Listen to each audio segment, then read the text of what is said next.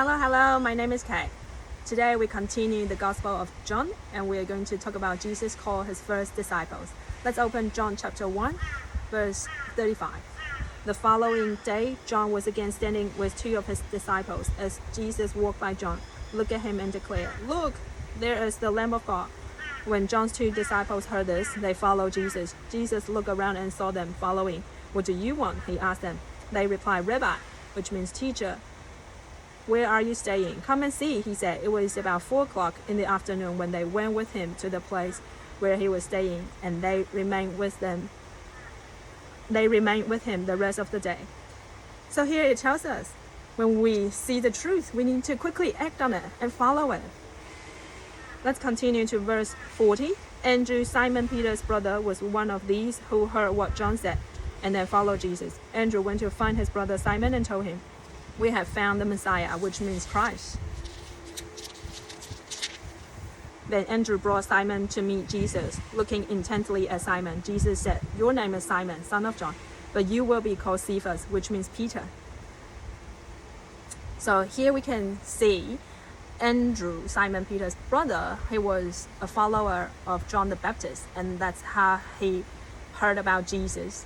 And quickly he went to find his brother Simon. And when Jesus first met Simon, he called out a word of knowledge to say, "You are the son of John." And then Jesus called out his destiny. "Your name is no longer Simon, but Cephas," which means Peter, which means rock. God gave us, each of us, a destiny. And when we step into God's purpose, destiny for our lives, we can be so fulfilled and we have peace and joy in our hearts, in our soul. So it's very important for us to find out our destiny in God. Let's continue to read verse 43.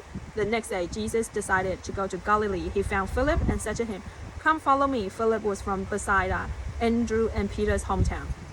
So when I read a story, I like to know about the characters, because the characters, they might think differently and talk differently. So when we understand, they are from the same hometown, because culturally there'll be something special about people from the same region.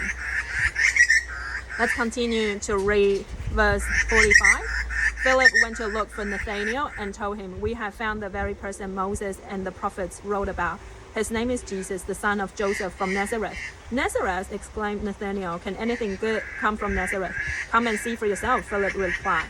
As they approached, Jesus said, "Now here is a genuine son of Israel, a man of complete integrity." "How do you know about me?" Nathanael asked. Jesus replied, "I could see you under the fig tree before Philip found you." Then Nathanael exclaimed, "Rabbi, you are the Son of God, the King of Israel." Jesus asked him, "Do you believe this just because I told you I have seen you under the fig tree? You will see greater things than this." Then he said, "I tell you the truth, you will all see heaven open and the angels of God going up and down on the Son of Man, the one who is the stairway between heaven and earth."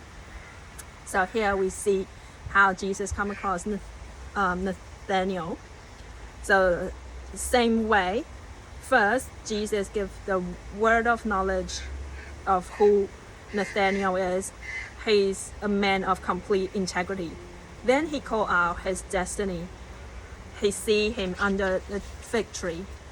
So here in the Passion Translation, Brian Seaman told us that a fig tree is often a biblical metaphor of God's purpose and destiny coming to fruitfulness.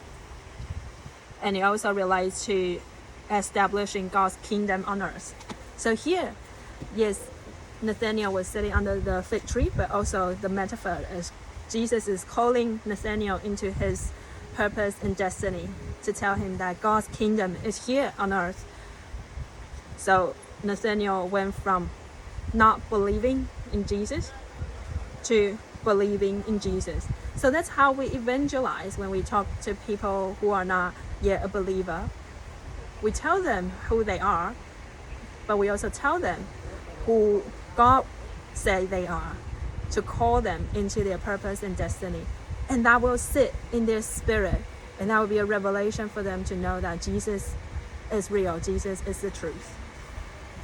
And then here he said, if you can believe in just small things like that, you will see even greater things. You'll see heaven on earth. You'll see the heaven open. So that's it for today.